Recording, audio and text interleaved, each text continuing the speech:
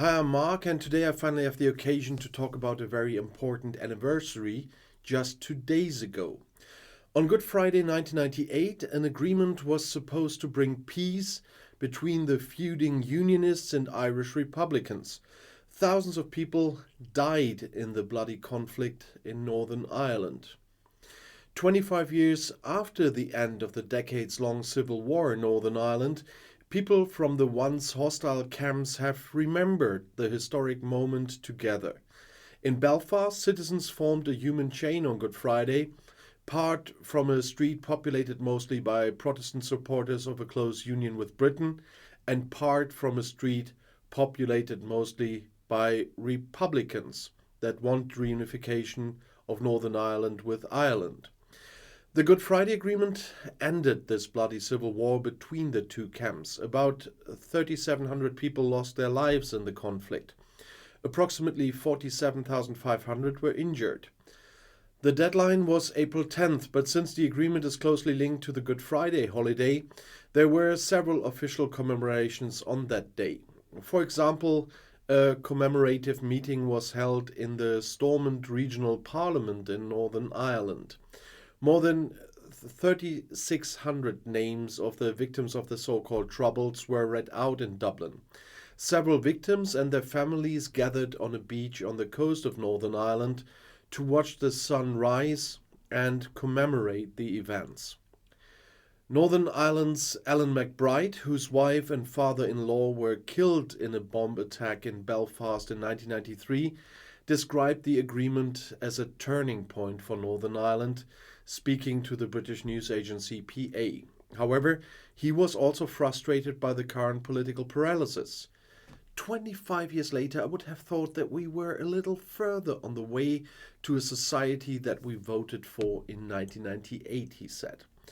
The Troubles in Northern Ireland, as I said, ended 25 years ago on Good Friday. Since then, the period of violence has largely ended, but society remains divided, and Brexit has created new political problems.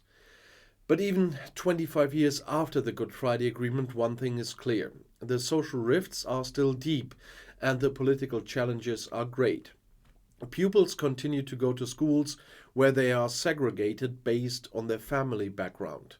Only 7% of children and young people go to schools where denominations are mixed. The Alliance Party for Northern Ireland, for example, wants to change that. The Liberal Party does not belong to either the Unionist or the Loyalist camp. Many voters who want to put the conflict and the polarization of society behind them vote for Alliance. After all, the party emerged as the third strongest force in the regional elections in May 2022. David Honeyford, for example, was elected MP at the time. He comes regularly to Parliament, although it's not currently in session. The Democratic Unionist Party, the DUP, I usually call them don't understand politics, blocked for boycotting the deal between London and the EU to resolve the new dispute over Northern Ireland caused by Brexit, the Windsor Framework. And therefore, there is no government and the Parliament does not meet.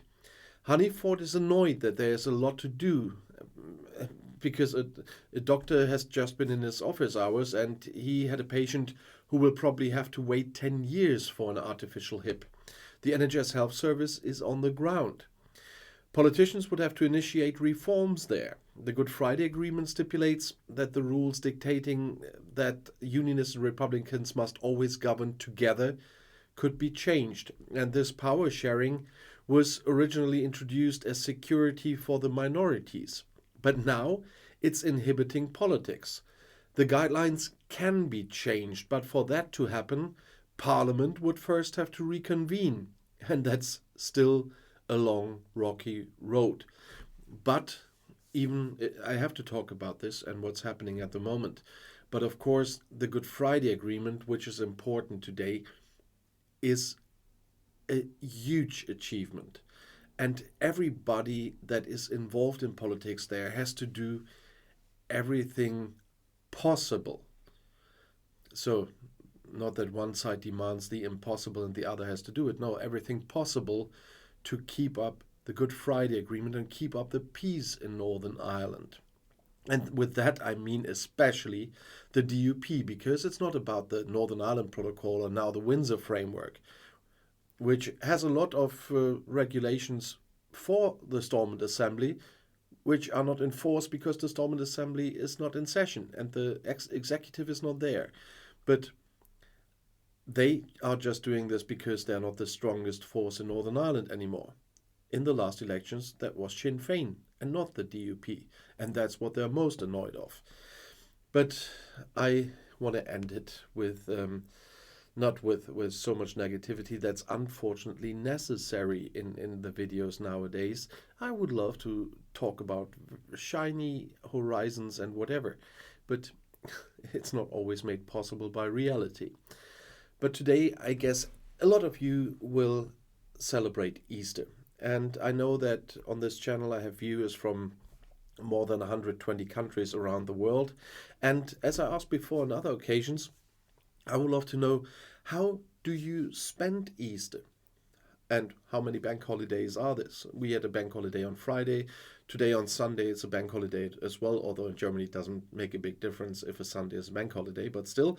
And on Monday we have a bank holiday too. And I'm really curious to know, do you have your kids search for eggs and chocolate in the garden or in a park or whatever? How do you spend Easter? I would love to know what the people just do, not what is some old traditions or whatever, or what happens in the churches. Or what do you do on Easter?